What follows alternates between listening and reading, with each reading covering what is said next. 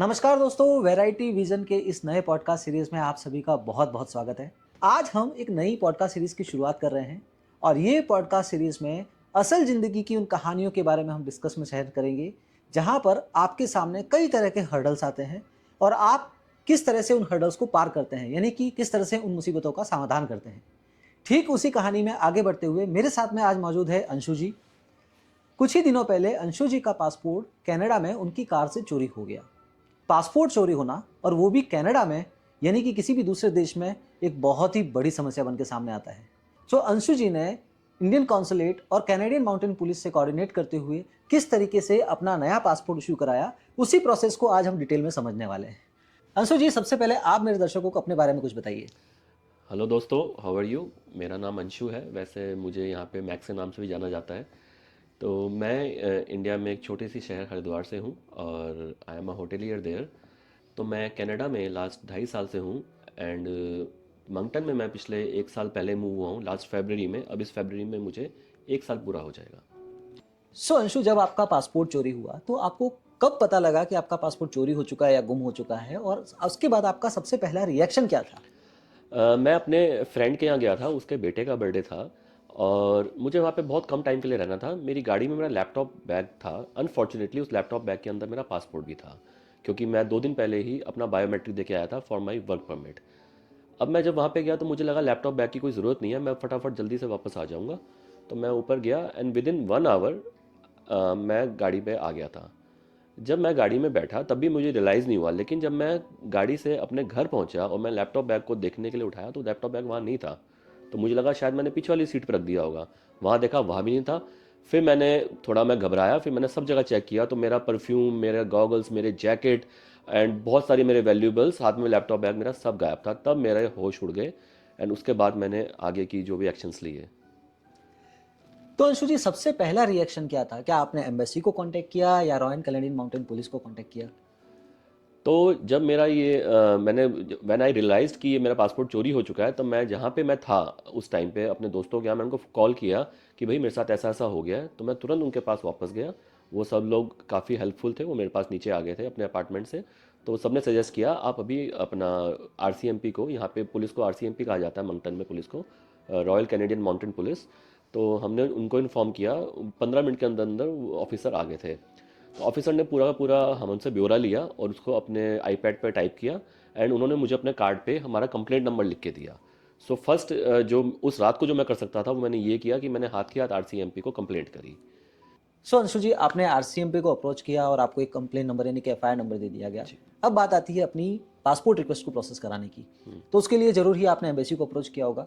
तो वो किस तरह से आपने एम्बेसी को अप्रोच किया, या अपनी जो पासपोर्ट रिक्वेस्ट है उसको लेकर के कैसे आप आगे बढ़े?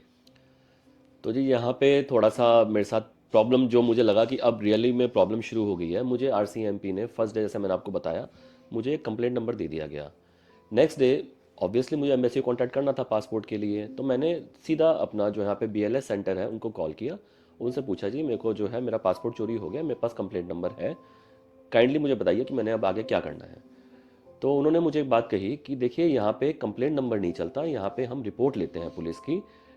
उस रिपोर्ट के माध्यम से फिर आप आगे नया न्यू पासपोर्ट के लिए अप्लाई कर सकते हैं। तो ये मेरा रहा सिनेरियो कि मैंने जो है, मुझे लगा कि अब पुलिस मुझे आसानी से रिपोर्ट दे देगी। तो ये मैंने कोशिश करी and this was my first reaction कि कुछ प्रॉब्लम हो सकती है। सो जब आपने आरसीएमपी यानी कि रॉयल कैनेडियन माउंटेन पुलिस को अप्रोच किया कि मुझे रिपोर्ट चाहिए, तो उनका क्या रेस्पॉन्स था? तो जी यहीं से जो है मुश्किलें बढ़ती जा रही थी। आरसीएमपी ने मुझे कहा कि sorry we don't provide any report, we just provide only the number, यानी कि हम कोई रिपोर्ट नहीं देते हैं। और ये तो कोई बहुत बड़ा मसला नहीं है, पासपोर्ट वगैरह यहाँ पे चोरी हो जाते हैं कभी कभी, हम यहाँ पे रिपोर्ट देते ही नहीं है, ये इनकी पॉलिसी ही नहीं है। हालांकि they were very polite, very helpful through out, it उनकी पॉलिसी नहीं थी कि वो रिपोर्ट नहीं देते। तो मुझे इसके बाद बहुत ज़्यादा प्रॉब्लम आने लगी। फिर मैंने लगातार मेल्स डाले अपना टोरंटो ऑफिशियल्स को फॉर माय पासपोर्ट। उसके बाद मैंने बीएलएस को मेल्स डाले, बट सब जगह से मुझे ये रिप्लाई आता रहा कि भाई हम बिना रिपोर्ट के आपको पासपोर्ट नहीं दे सकते। तो ये कहीं ना कहीं आप मान लीजिए कि back of my conscious mind लगातार ये बात चलती थी कि मेरे पास अब पासपोर्ट नहीं है। और मैंने कम से कम 30 to 40 मेल्स मैंने डाले हैं आरसीएमपी को, 30 to 40 मेल्स डाले हैं मैंने एम्बेसी को, लेकिन कोई भी प्रॉपर रिप्लाई, प्रॉपर कुछ नहीं हो पा रहा था। So it was a very concerning factor for me. आप समझ सकते हैं कि पासपोर्ट ना होना, it's like losing your backbone in other country. So obvious सी बात है, अगर आपका पासपोर्ट खो जाए तो हर कोई पैनिक होगा, मैं भी होऊंगा तो इतना पैनिक होना ही है। सबसे बड़ी बात मेरे दिमाग में जो आएगी कि बिना पासपोर्ट के अगर मुझे कोई इमरजेंसी में इंडिया भी जाना है तो मैं कैसे जाऊंगा। बिल्कुल हम बंद जाएंगे, हमारे हाथ यहाँ पे टाइट हो जाते हैं। बट क्या आपने इस टेंस्ड एनवायरनमेंट, टेंस्ड माहौल में आपने कोई कम्युनिटी लीडर को अप्रोच किया या कोई लॉयर को अप्रोच किया जहाँ से आपको कुछ गाइडेंस मिली हो, या फिर वो भी हेल्पलेस थे इस मैटर में आपके लिए? देखिए मेरा यहाँ पे एक बहुत अच्छा ग्रुप बन गया है, आईसीए ग्रुप है वो, उनका मैं मेंबर बन गया हूँ। तो वहाँ से काफ़ी हेल्पफुल इंडियंस हमारे साथ, गुजराती, पंजाबी, हर कम्युनिटी के लोग हमारे साथ जुड़े हुए हैं।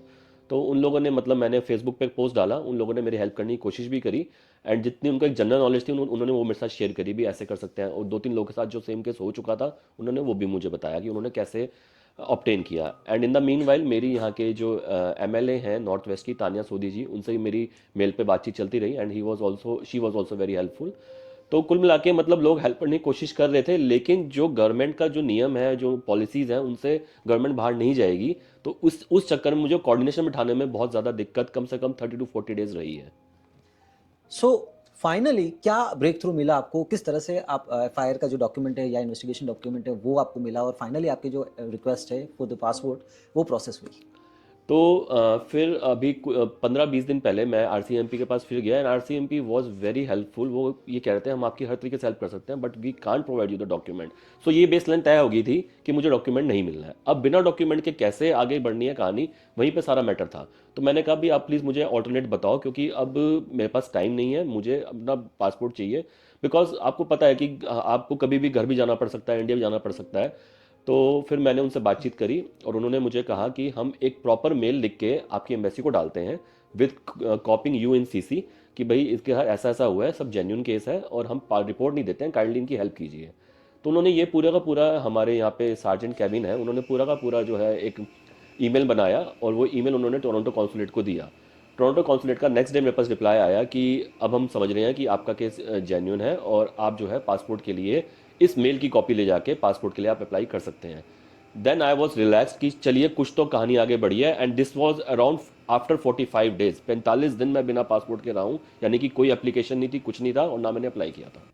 सो अंशु जी, ऑलरेडी आप इतना स्ट्रेस में चल रहे थे, आपका पासपोर्ट आपके पास में था नहीं, और आपने मुझे बताया कि इसी बीच में आपको एक बायोमेट्रिक रिक्वेस्ट भी आ गई थी। अब जैसा कि दोस्तों हम सब जानते हैं कि बायोमेट्रिक रिक्वेस्ट जब आता है, so from date of issue आपको 30 डेज में अपना बायोमेट्रिक करना होता है, और उसके लिए चाहिए होता है आपको अपना पासपोर्ट। अब यहाँ पर आपके पास पासपोर्ट है नहीं, तो अंशु जी आपने फिर उस बायोमेट्रिक रिक्वेस्ट का क्या किया? कैसे उसमें आप जो है कुछ वेरिएशन लिया?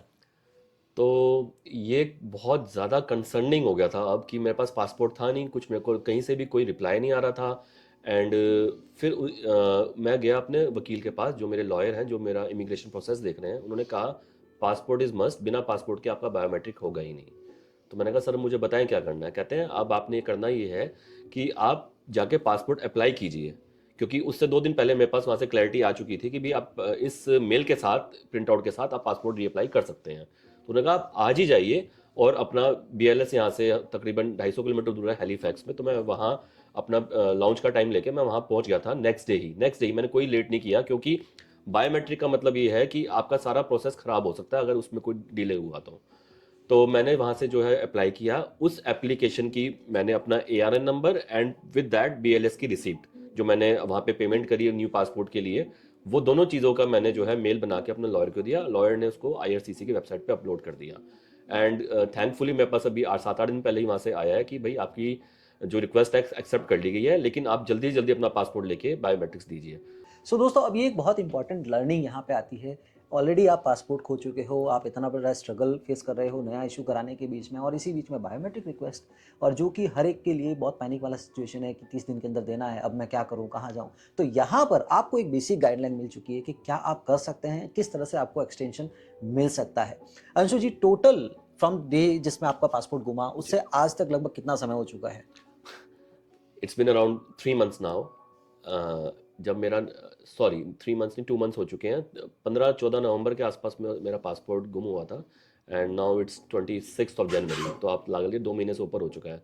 एंड 2 महीने से स्ट्रेस में रहना कि आपका पासपोर्ट नहीं है, ये बहुत बड़ा स्ट्रेस है अपने आप में। सो दोस्तों, ये आपने देखा कि कितना बड़ा स्ट्रेसफुल माहौल है, स्ट्रेसफुल सिचुएशन है अंशु जी के केस में। हालांकि अब इनकी पासपोर्ट की रिक्वेस्ट प्रोसेस में है, hopefully with in a week और टू इनके पास में इनका पासपोर्ट आ जाना चाहिए। अंशु जी, उन व्यूअर्स के लिए जो इसी टाइप की सिचुएशन को फेस कर रहे हैं, भगवान न करे उनके सामने आने वाले टाइम में ऐसी कोई सिचुएशन आए, मगर आती है और वो इस वीडियो तक पहुंचते हैं, तो उनके लिए आप क्या मैसेज देना चाहते हैं कि किस तरह, क्या डिफरेंट अप्रोच वो कर सकते हैं कि उनको ये सब जो प्रॉब्लम है वो इजीली सॉल्व आउट हो जाए, उनको नया पासपोर्ट टाइम से मिल जाए? देखिए, मैं ये समझता हूँ कि अपने लर्निंग प्रोसेस से ही आप आगे गाइड कर सकते हैं। और जो चीज़ मैंने झेली है, भगवान ना करे कोई और झेले। सबसे पहले पासपोर्ट के साथ आपने लोकली ट्रैवल नहीं करना है। आपने पासपोर्ट को जेब में, अपनी गाड़ी में, अपने किसी बैग में बिल्कुल भी नहीं रखना है, क्योंकि passport is a backbone when you are in other country. ये बात ध्यान रखिए। अगर पासपोर्ट गुम गया तो फिर आप समझ लीजिए आपके पास कुछ भी नहीं है। हर जगह पासपोर्ट मांगा जाता है।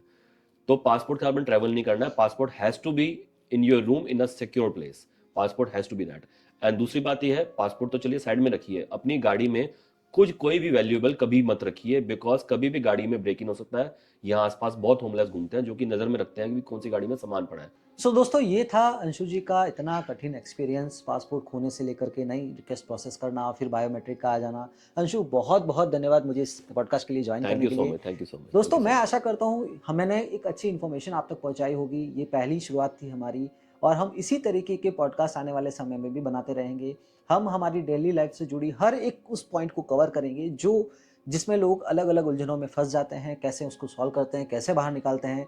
फिर चाहे करियर नेटवर्किंग हो, फिर चाहे मॉर्गेज से रिलेटेड कुछ चीज़ें हो, फाइनेंशियल से रिलेटेड चीज़ें हो। मेरी कोशिश रहेगी कि मैं हर एक उस पर्सपेक्टिव को डिटेल में कवर करूं, आप तक पहुंचाऊं, ताकि आपकी लाइफ आसान हो पाए, हमारी लाइफ आसान हो पाए, और हम सब साथ में बढ़कर एक अच्छे फ्यूचर की तरफ आगे बढ़ पाए। दोस्तों, ये मेरा चैनल एक नई शुरुआत है, ये पॉडकास्ट एक नई शुरुआत है। आशा करता हूँ आपको ये शुरुआत पसंद आई होगी। अगर आपको पसंद आई है तो लाइक, सब्सक्राइब और शेयर करना ना भूलें। अगर आपके साथ भी ऐसा कुछ एक्सपीरियंस है और आप मुझसे शेयर करना चाहते हैं, मुझसे जुड़ना चाहते हैं, तो नीचे दिए गए ईमेल आईडी पर आप अपना डिटेल शेयर कर सकते हैं। जल्दी ही मेरी टीम आपको रीच आउट करेगी और हम एक शेड्यूल बना के साथ में बैठ सकते हैं। दोस्तों, आज गणतंत्र दिवस के इस नए दिन पर आप सभी को गणतंत्र दिवस की बहुत बहुत शुभकामनाएं। अपने परिवार के साथ, अपनी दोस्तों के साथ खुश रहिए, सेलिब्रेट कीजिए इस दिन को। सावधान रहिए, सतर्क रहिए और अपने डॉक्यूमेंट्स को संभाल के जरूर रखिएगा। जल्दी ही आपके समक्ष आऊंगा एक और नया इन्फॉर्मेटिव वीडियो लेकर के। तब तक के लिए बहुत बहुत धन्यवाद। Thank you again Anshu. Thank you so much, thank you so much.